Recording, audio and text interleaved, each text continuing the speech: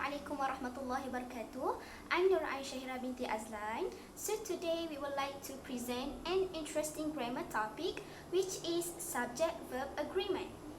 Before I go further, I would like to highlight the table of contents. We know that every lesson must have their own objectives, right? So first thing first, we have to know the objectives of this learning. Besides that, we will tell you the definition of some words, forms and function of subject-verb agreement and examples of it. And at the end of our presentation, let's do some practices together. As we know, subject-verb agreement is very important because without it, the reader can be confused. So, why do we need to study about this topic? Firstly, to understand well the meaning of subject and verb. Secondly, to identify the singular and plural subject and verbs in sentences. Besides that, to recognize different types of verbs. Then, to identify the rules of subject-verb agreement. And the last one is to identify proper and improper subject or verb agreement. Alright, we move to the definition.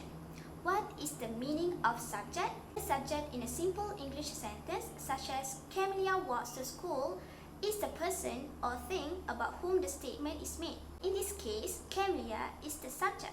Traditionally, the subject is the word or phrase which controls the verb in the clause. That is to say, with which the verb agrees. What about verb?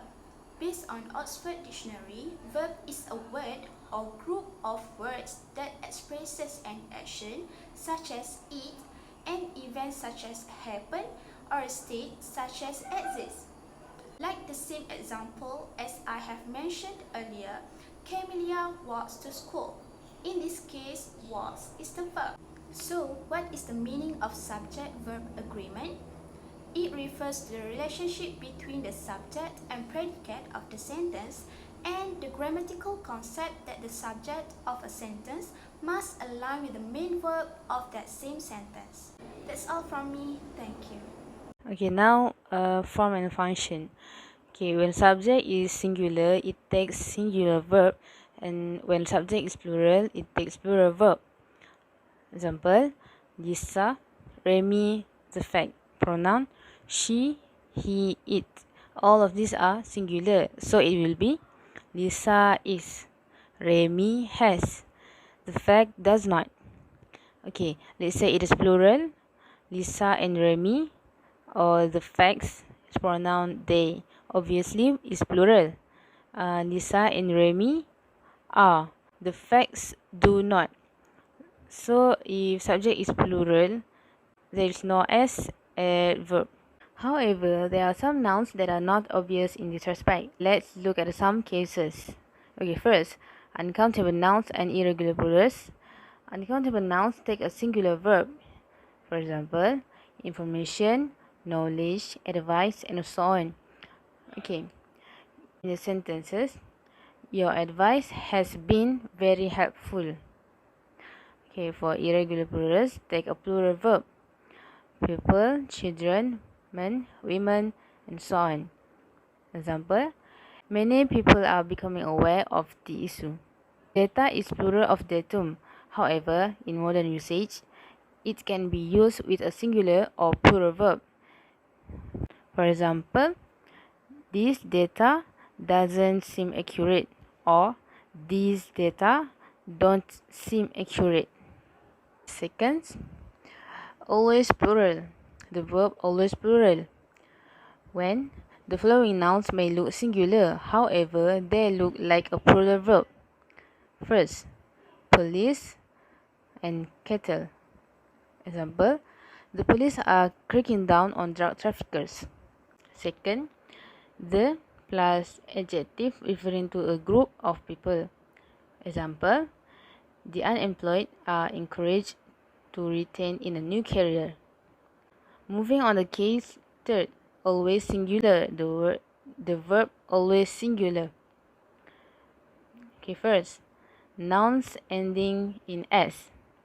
The following nouns may look plural. However, they refer to a single concept and take a singular verb. Okay, the first category is studies, activities, and games. Example, mathematics, aerobics, cars, and so on. In the sentences, Mathematics is a hard subject in schools. It uses singular verb. It is. Second category, countries with plural names. For example, the Netherlands. In the sentences, use singular verb. The Netherlands has a strong farming industry. It uses has, not have. Okay, the third category, some illnesses. For example, diabetes. Diabetes has become an epidemic. The fourth category, measurements. $50 and 100 kilometers and so on. For example, 100 kilometers is a long way to cycle. It uses is as a verb, not are. Number 5 is title of books, newspaper, magazines, and movies. For example, The Times. The Times is a British daily newspaper. Always use a singular verb. And then, the verb that's always singular is when questioned with who and what.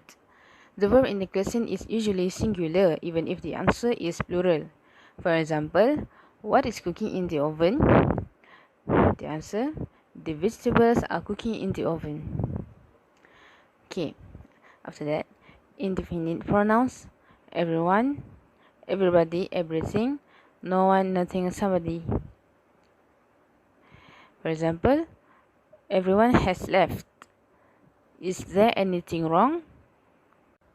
Okay, then we move to the next one. Sometimes singular and sometimes plural. Okay, nouns. Some nouns that end with s can be both singular or plural. For example, series, means, and species. Example, this is an interesting series. These are interesting series. Then, fractions and percentage. For example, 3/4 of 75%, and so on. It depends on whether the noun following the fraction or percentage is singular or plural. Example, the third of the evidence was rejected. 65% of the statement were false. Okay, we move to the next one. One object composed of two parts. Example, scissors, pens, glasses. You can either use the expression a pair of plus singular verb or use directly plus plural verb. For example, this pair of glasses suits. After the pair of glasses, the verb is singular. Okay, then these glasses suit. The verb is plural. Okay, D. Collective nouns of people and organization. Example, couple, family, team. E.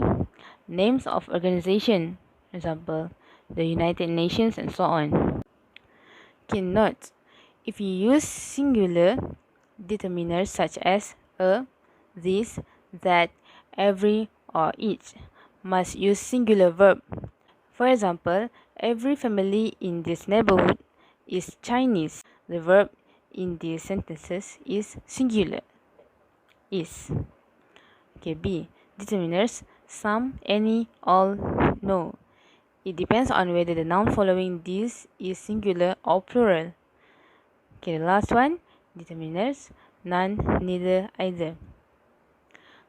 For formal English, it uses singular verb, and in formal English, plural verb with countable nouns. Alright, I would like to tell you about some example of this topic.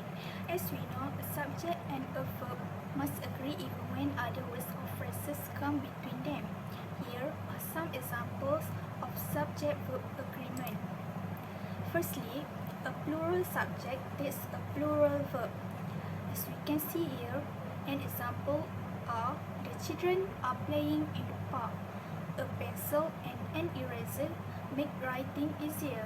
Every one of the shirts have a green color.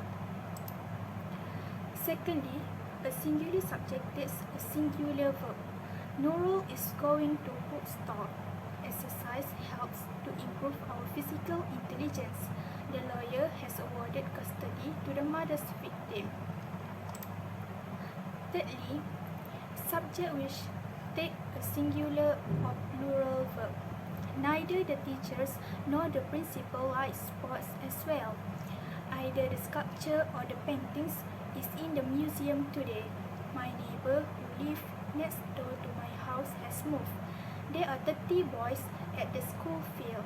Chinese is the language most people want to learn. Now we will do some practice. First, gold as well as silver falling in price. A have, B has.